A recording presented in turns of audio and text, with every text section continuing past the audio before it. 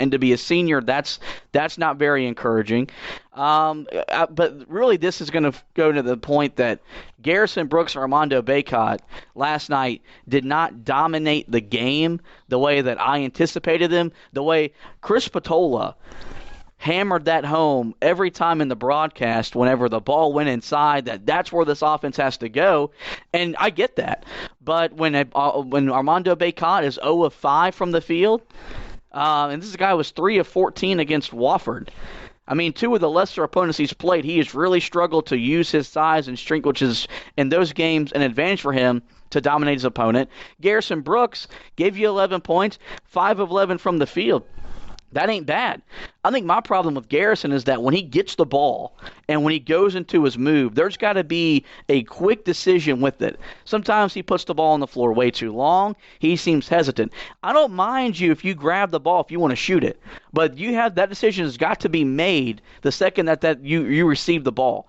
And if he would speed up the thought process, a lot of those plays that he didn't finish, that Jeremiah Francis gave him a look at, those become buckets, and now you're feeling a lot better about this offense because you're finishing at the rim, you're scoring in the paint, and you're not asking Brandon Robinson to shoot 7 of 18 for you to win ball games. I mean, with Garrison, the biggest thing for me is that this year, just a lot of mistakes on the offensive end, a lot of bad turnovers, just not being able to handle the ball. Now, some of that, with handling the ball is just the bad entry passes. But at the same time, there's been times where he just can't hold on to the basketball. And I don't know what has changed. I don't know if it's just a confidence thing, but that's something that you want to see change here soon. I mean, it showed up again last night. Really just wasn't strong with the basketball. Yale, just early in the game, was dominating inside defensively. And, Carolina, even though they were getting post touches, they just couldn't find a way to finish. I get what Chris Patola is saying. Try to get the ball inside, make it easier on your guys, because the problem is when you can't shoot from the outside, I mean, that was the thing. Everybody was critical of the fact that they were trying to go inside and forcing stuff, but they have wide open threes and can't make the shots. So, I mean, that's the ultimate question. I don't know if there's an answer right now of how do you actually solve this, because we've been trying to answer that question all season and we just have not gotten an answer on it. So it's definitely going to take a little more time, I guess, going through ACC play, but they've got to get it figured out as to, in the half court, what are they going to be? Are they going to be a team that's going to try to go inside and focus in there, or are they going to be a team that's going to just shoot from the outside and pray that all of a sudden some guys start to heat up? Because, right now their half-court offense doesn't have an identity, and, that's going to be a big concern going into ACC play. I think the good thing was last night, what gave this offense a little bit of a lift, they dominated the glass. They out-rebounded Yale 48-34, which was expected. 15 offensive rebounds. Yale only had 1. They didn't get a whole lot of second-chance points in the game, but it felt like every time that they needed a second-chance bucket, they got it. And if that's something that you can start leaning on a little bit more, we understand you're not going to score out on every second chance opportunity. But there have been games where Carolina grabbed double-digit offensive rebounds and had single-digit in terms of second chance points. That can't happen. If you're gonna be a good offensive rebounding team, you've got to be able to score on second chance opportunities. Also, I thought last night defensively, they appeared to be a little bit more connected as a group. The talking was a little bit better.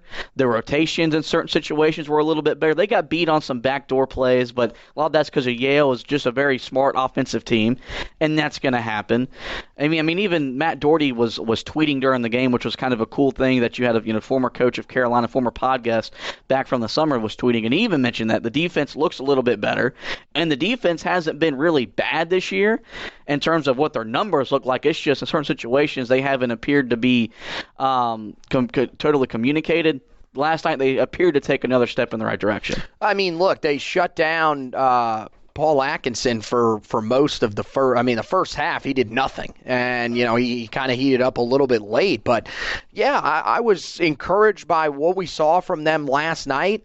Defensively, it's just, the biggest thing that I think we've seen the last couple of games is communication. You see it a little bit more on the court. Guys know where they're supposed to be. Guys know when they're supposed to switch.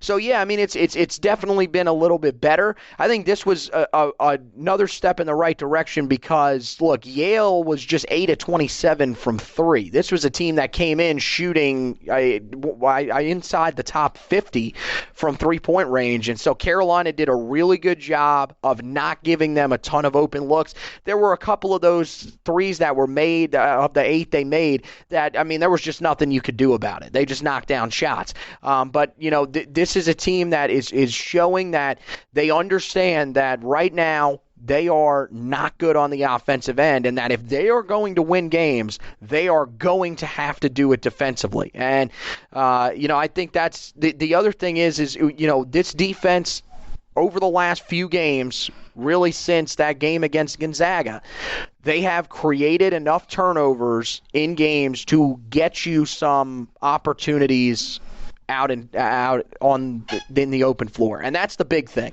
is that you've got to be able to create those chances, get your guys out running, because especially guys like Jeremiah Francis and Anthony Harris, they thrive when they're moving in the open floor like that. And that's kind of where we've seen some of these really good offensive sets that we've seen. When we've seen those stretches where Carolina scores 9, 12 in a row, it's usually because they are, either forcing turnovers and getting out and running, or they're getting a rebound and moving as quickly as they can, and it's worked out. So, you got to really hand it to this defense, because right now, if this team wasn't playing the way they've been playing defensively for most of the season, with holding opponents under 70 points consistently, I think this Tar Heel team would probably be below 500. Yeah, you're probably right, just because of the nature of where this offense is right now. Two things before we get out of here. One, Justin Pierce gave Carolina a huge lift off the bench last night, gave you 14 points, was 6 of 11 from the field, grabbed 7 rebounds. They need that to be more consistent moving forward. If I'm not asking for 14 and 7, but if it's like 8 and 6 in conference play, I wonder if this was the game that finally turns the tide, because we've seen Christian Keeling kind of get a little bit better. And especially after Roy Williams pretty much said after the UCLA game, if you want to play, you better produce.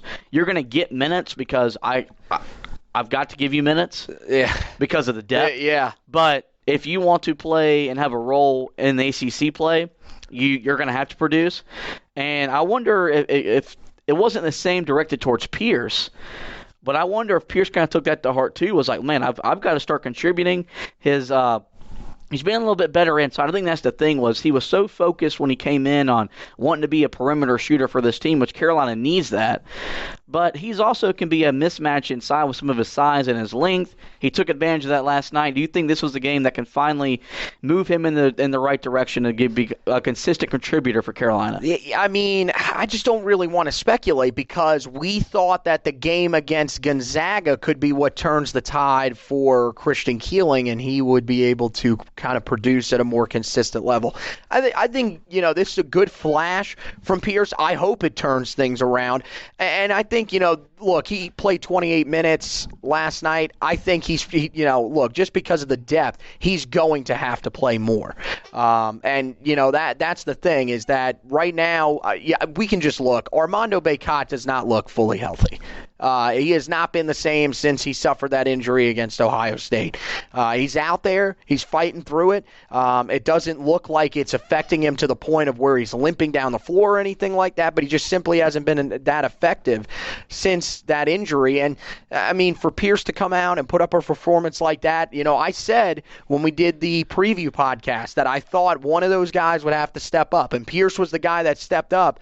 And, that's, they're going to need those guys to play a lot better than they showed in the out-of-conference slate when we get in conference, because here's the thing. You're facing tougher competition consistently. There's no easy games in the ACC. We know that from being in this conference. conference for years now. And, the other thing is at this point, the depth just keeps getting thinner and thinner. So it's these guys have to step up. It's a good step in the right direction for Justin Pierce. Now we need to see him build on that as we go through the early part of this ACC slate, which should allow him to do that. Yeah, one last thing we'll touch on before we get out of here. Anthony Harris, you guys know, suffered a knee injury on a drive to the on a baseline late in the second half last night. We don't have an update for him. I just want to just say, man, in terms of feeling for a guy for being hurt, like, I joke about playing with a torn ACL when I played in church basketball and I dropped 35. Here we go. But I mean, the emptiness in my stomach when I saw him go to the floor it killed me. He finally got the term tough little nut last night from Roy Williams, and that's what he is. That's what I'll say, because we try to keep this podcast PG, because he's more than just a tough little nut. And I'm just, thinking about the guy, praying for the guy. Hopefully he comes back and gets healthy, because he was starting to become a big part of what this team was going to do. And for all we know, it could be something like Armando Bacot's injury, where it just appeared worse than what it was, and everything could have been a precaution that took place last night when he went back in the back with trainer Doug Halverston. So just going to be to let Anthony Harris know, we're thinking about you, man. And, look, if not, we know you're going to put the necessary work in to get back healthy and be a big part of this team, whether it's this year or sometime next year. Well, that's going to do it for this edition of the Roy's Boys podcast. Before we get out, a couple things, though. Do want to encourage you guys to go check out the website, HeelToughBlog.com. Pretty busy time for us right now, football-wise. We may have ended the regular season. Bowl season wrapped up for Carolina. Still football news coming out for the Tar Heels. 2 players entered the transfer portal. Go to the website, find out who those 2 players are and what it means for 2020 as we head into the off season. And, of course, Anthony will keep you updated on all the recruiting news as if any full is in. They do have another signing day later this February, so Anthony will keep you covered the best he can. And we're also going to have some end of the year stuff on there from some awards. Look back at year 1 under Mac Brown. We're going to look back at the offense and look at the struggles that Phil Longo had in the red zone this year. So we'll have some neat stuff coming out, even though we are entering the off-season part for Carolina football. Basketball-wise, we'll have you covered. ACC play kicks off full and ready to go on Saturday. String of 18 straight ACC games for Carolina. Saturday's game at home against Georgia Tech will be Roy Williams' first chance to pass his mentor Dean Smith on the all-time win list. So we'll have you covered as Carolina now moves fully into ACC play. Do want to encourage you guys to subscribe to this podcast wherever you find this podcast. We're on Spreaker, iTunes, iHeartRadio, Google Podcasts, Spotify, you name it. Just search the Roy's Boys podcast. You'll find there. Give us a like. Give us a review. We'll greatly appreciate that. I want to thank you guys for listening. And as always, go Tar Heels.